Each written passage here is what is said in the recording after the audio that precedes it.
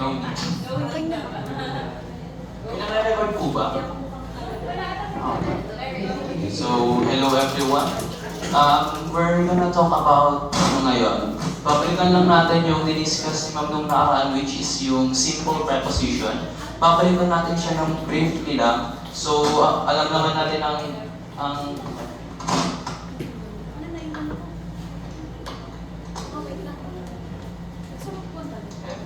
hello. So, alam naman natin ang simple preposition is simply is a single word.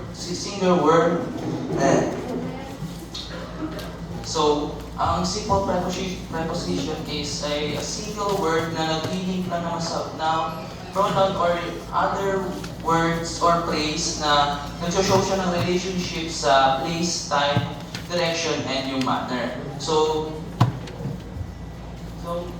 meron tayong mga ini-include sa preposition, which is yung preposition of time, place, and direction. Then meron pa tayong dalawa, which is yung cause or reason, and yung manner or means. Well,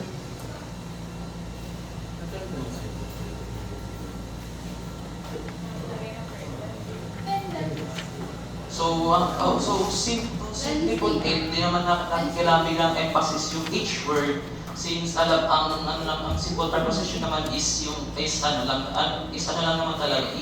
single word na ginagamit natin pang link sa mga phrases, sentences. Sa double prepositions, wala na po siyang masyadong pinagkaiba sa simple preposition. Ang double preposition po is simply two words na ginagamit natin na pang-link pa rin sa mga sentences and phrases. And dito naman, sa double preposition naman is, may mga examples tayo na nasa slide, which is yung out of, yan mga those, along with, hindi naman siya kailangan ng complex explanation. Ma-understand naman natin siya by recognizing na dalawa yung ginagamit niyang preposition sa isang sentence. And yung double preposition is usually dinedescribe niya yung transition sa isang sentence or transition sa isang sentence, or yung mas specific na position ng isang object sa isang sentence. So, babalikan lang natin yung sa simple preposition. Para di tayo masyadong malito, lang siya, parang tinatackle lang niya yung mga questions or phrases na sumasagot na kung where, when, how, and why. Karaniwan natin nakikita yung mga single words, pero sa ginagamit natin sa isang sentence, parang medyo plain siya. Kaya ginagamit natin yung double preposition to give more emphasis, to give more specific details about sa mismong sentence. Is it clear po ba? Yes. So, that's all po for my part, since it's so simple lang naman po talaga. Thank you.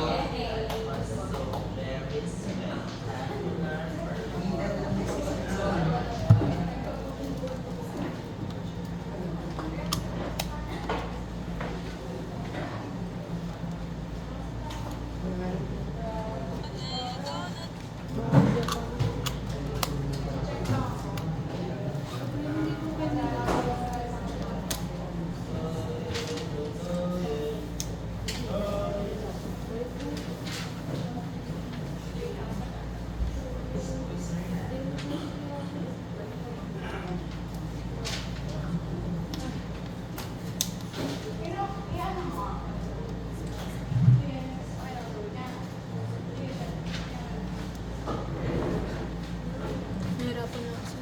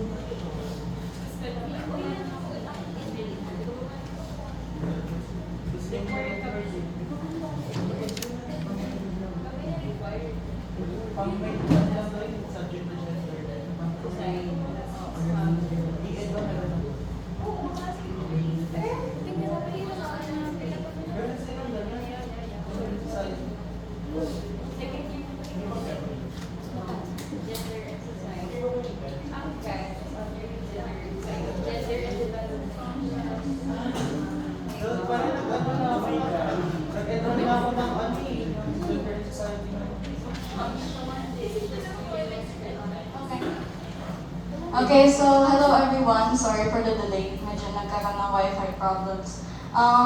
Next slide po muna, Mark. Next slide. Okay. Yung isa. Yan. Okay. So, let's pay attention to the words consider here. I would like to consider your proposal versus considering your proposal, you've done well. So, based on your own inference muna, which one of these examples do you believe shows a preposition? So is it example number 1 or example number 2? Please raise your hand. Yes, Crystal. Example number 1. Example number 1. Okay. Any other tries? Susi Casala, example number 1. Santos, example number 2. Any other participants? Servinas, example number 2. Who else? Guanggranias, example number 2. Okay, so let's ask our participants, why do you think it is the preposition? Number 1 si number 2. Para pa. How about the others? Since sabi ko mga inference. Kahit honest reason, why do you think that was the answer? Kasi kutob ko lang. Parang yun yung sagot. Parang yun yung sagot. Or pero tama ako number 2. So wala kayong Okay. Bakit alam? Hindi kasi, the thing about my topic is it's very easy to confuse with gerunds and participles. So do you know what a gerund is? Yes! Okay, what is a gerund? Yes. For me, and for her, and for him, and for her also. A gerund is a verb acting as a noun. For example, the word singing. Singing. Sometimes it is a verb, but we can also use it as a noun. Yes. Depending on the context. Yes. For example, singing is my favorite hobby. Yes. Functions as a noun. Okay, so back to the first slide. My topic for today is participle prepositions. These are prepositions that look like participles. They are participles, I'm sorry. These are prepositions that look like adjectives, but they function as prepositions. Let's take a look at the first example. Considering their circumstances, your performance was still excellent. So here, it functions as a preposition that is modifying the word circumstances. So considering what? The circumstances. So it's not acting as a gerund, it's not acting as an adjective, it is acting as a preposition. So here's the thing about participle prepositions. They are not formally categorized as prepositions themselves. The words themselves are participles, but in the context in which they are used, they function prepositionally. So there is a difference there, ano? So there is a difference between an actual preposition like at, on, behind. Those are prepositions, but participle prepositions, due to the history of language, they eventually integrated with the category of prepositions, but are not necessarily prepositions by themselves. So they're reliant on their context. And it says here, participle prepositions are words that function as both participles. Participles are verb forms that function as adjectives. For example, the singing girl. That is an example of a participle. And prepositions. They connect a noun or pronoun to another word in a sentence, showing relationship, while simultaneously describing something. So what is the definition of a preposition exactly? So can anyone tell me what is a preposition? Hello? Ano daw? Are we paying attention, everyone? Yung iba nag-check na. Okay. So can anyone give me the definition of a preposition? Nireport yan dati. No one remembers?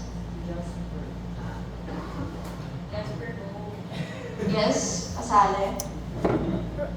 Preposition is a word that shows the relationship between a noun and a pronoun and another word.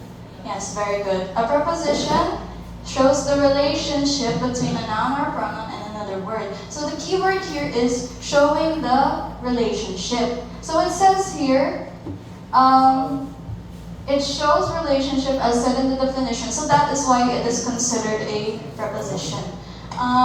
Next, participle prepositions have endings such as ed, n, and ing. Examples are considering, during, concerning, provided, given, and etc. So we have to really pay close attention to this topic because compared to the other categories which are relatively easy to understand, this topic is more of very context-based, and it's also more reliant on your understanding of the grammatical function of prepositions. So it's not something that you can identify just by knowing the word. For example, she was shopping at the mall. What was the preposition there? At. Okay? The preposition was at. And the object is mall. I was shopping at the mall. So it's easy to identify because you already know the word. But with participle prepositions,